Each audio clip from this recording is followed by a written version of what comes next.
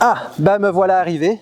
J'ai fait un voyage dans l'espace et dans le temps, car nous sommes maintenant au printemps et j'en ai profité pour me raccourcir les cheveux et enlever ma veste, mais ça, les vaches ne peuvent pas faire la même chose.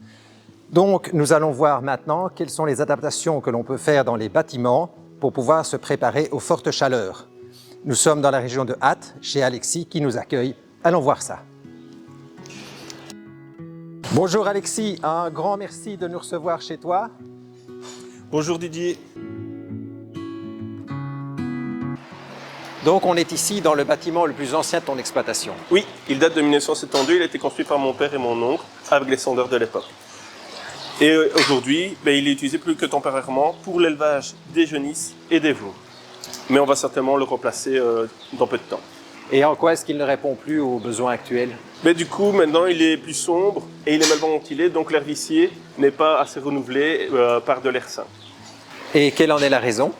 Eh bien, c'est le manque d'ouverture du bâtiment, car il est protégé du vent, justement, par d'autres bâtiments. Et un autre fait problématique, c'est le mur en maçonnerie qui restitue la nuit la chaleur accumulée pendant la journée. Et donc, en 2007, on a construit un nouveau bâtiment et je te propose qu'on aille le voir. Super, allons-y, je te suis.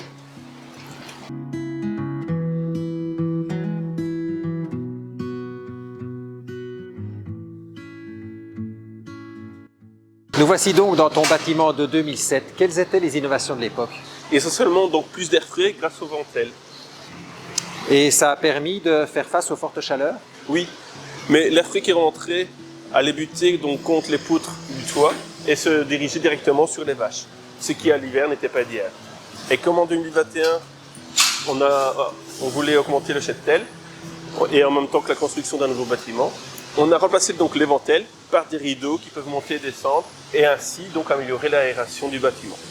Ça permet aussi donc de protéger donc les vaches de la pluie et des vents. Et tout ça est permis donc grâce à la station météo qui est là, qui permet donc en fonction l'automatisation en fonction donc de la vitesse du vent et des températures intérieures et extérieures. Et ces modifications ont permis un meilleur niveau de confort pour tes vaches? Oui, et ce qu'on a fait aussi, c'est supprimer donc la paroi entre ce bâtiment-ci et l'extension 2021. Donc les deux bâtiments communiquent. Et on a ainsi donc un plus grand volume et donc un meilleur brassage de l'air grâce à une meilleure aération du nouveau bâtiment. Ce qui permet donc en été donc une évacuation de l'air chaud et en hiver, l'air froid ne retombe plus sur les vaches. Et tu as fait d'autres petites adaptations également? Oui, on a aussi fait donc un système de brumisation donc qui permet donc en été donc de refroidir à certains moments les vaches. Tu vois là l'air buter contre ces poutrelles et donc elle redescendait sur les vaches et ne s'évacuait pas. Et aussi en même temps, tu vois ici le système de brumisation que l'on a mis en place. Eh bien, je te propose qu'on aille voir ton extension de 2021. Oui, allons-y. Ah, nous voici dans l'extension de 2021 qui est beaucoup plus ouverte. On voit les ouvertures en toiture, aux deux extrémités les claire-voies et sur le long pan, les rideaux également. Oui, et donc les rideaux étaient aussi actionnés donc avec un système de station météo. Le système de couchage, ce sont des matelas à eau, et donc ça reste plus frais pour les vaches. Et aussi donc les séparations donc, entre les logettes, c'est en matière synthétique et souple, et donc ça permet aux vaches de pouvoir se coucher et avoir l'espace qu'il leur faut.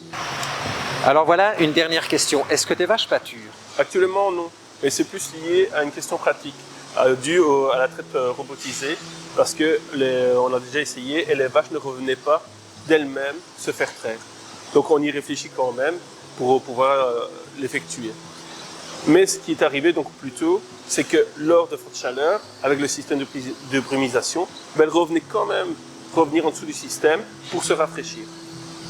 Eh bien, en tout cas, Alexis, un très grand merci pour ton accueil. De rien, c'est avec plaisir. Grâce à toi, on voit que le logement des bovins a terriblement évolué avec le temps, que l'on recherche beaucoup plus d'ouverture maintenant, qu'on veut les protéger plutôt des fortes chaleurs que du froid.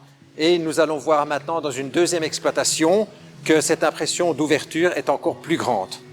Allons-y. Ça y est, je commence à maîtriser la téléportation.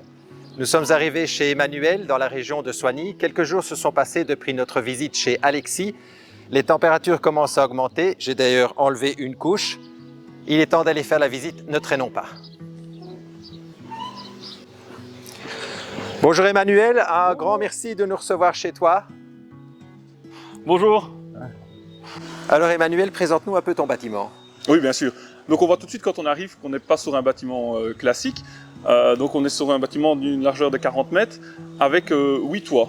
Donc c'est un type de bâtiment serre, on appelle ça. Donc la pointe des toits à chaque fois culmine à 7,50 m de haut. Et donc on est parti là-dessus parce que si on aurait dû faire un bâtiment type classique à 2 pans de toit, on aurait été une hauteur au milieu de 16 mètres, ce qu'on voulait éviter par rapport au cachet de la ferme. Alors on voit aussi en arrivant qu'il y a des toiles noires sur les toits. Donc ça c'est pour le côté urbanistique qu'on a mis ça, pour garder un lien avec les autres bâtiments situés sur la ferme. Ce qui me frappe ici vraiment, c'est la luminosité, on a l'impression d'être à l'extérieur. Oui, donc on appelle ça un bâtiment serre. Donc il n'y a pas de vitre dans le bâtiment, c'est de la toile blanche qu'on voit qui reflète la lumière. Et c'est clair que ça donne une ambiance dans le bâtiment qui est hyper agréable. Et quelles sont les autres spécificités du bâtiment? Donc on peut voir qu'ici sur 8 toits qu'il y a dans le bâtiment, il y a 5 toits qui s'ouvrent. Donc 2 du côté ouest, 3 du côté est, pour que quand il y a des grosses chaleurs, on puisse prendre le maximum d'entrée d'air dans le bâtiment. Et alors des deux côtés gauche et droite du bâtiment, il y a 2 rideaux qui montent et qui s'abaissent automatiquement. Et tout ça est piloté par une station météo? Oui, donc c'est une station météo qui gère les 2 rideaux sur le côté et les toits en même temps, par rapport au vent, à la pluie et aux températures. Alors y a-t-il des équipements spécifiques pour le bien-être des vaches en cas de forte chaleur? Oui, donc on peut voir là que les vaches dorment sur des matelas hauts dans la logette, et ces matelas d'eau sont équipés d'un refroidissement. Donc il y a de l'eau qui circule dans les tables, d'eau qui est prise dans le puits, et qui circule en dessous des vaches pour les refroidir en cas de forte chaleur, quoi. Ah oui. Et on peut, ça permet de leur donner du confort pendant leur couchage, quoi. Et encore d'autres choses, j'ai vu des brosses là? Oui, donc on peut voir une brosse pour les vaches qui est à disposition en général toute l'année, et pas uniquement en cas de forte chaleur, mais qui leur permet de se masser quand elles le veulent pendant la journée. Elles font un peu leur vie. Ah, voilà, ainsi c'est ce que j'allais dire, donc elles peuvent faire leur journée à leur rythme, faire ce qu'elles veulent à n'importe quel moment. Alors on avait vu beaucoup d'innovations, mais là on est au top du top. On aimerait d'ailleurs revenir pour voir les autres équipements. Mais ici se termine notre vidéo concernant l'adaptation des bâtiments pour les bovins en cas de forte chaleur. Un très grand merci Emmanuel pour ton accueil. Avec plaisir. Et j'espère qu'on se retrouve très bientôt pour d'autres visites chez nos agriculteurs wallons.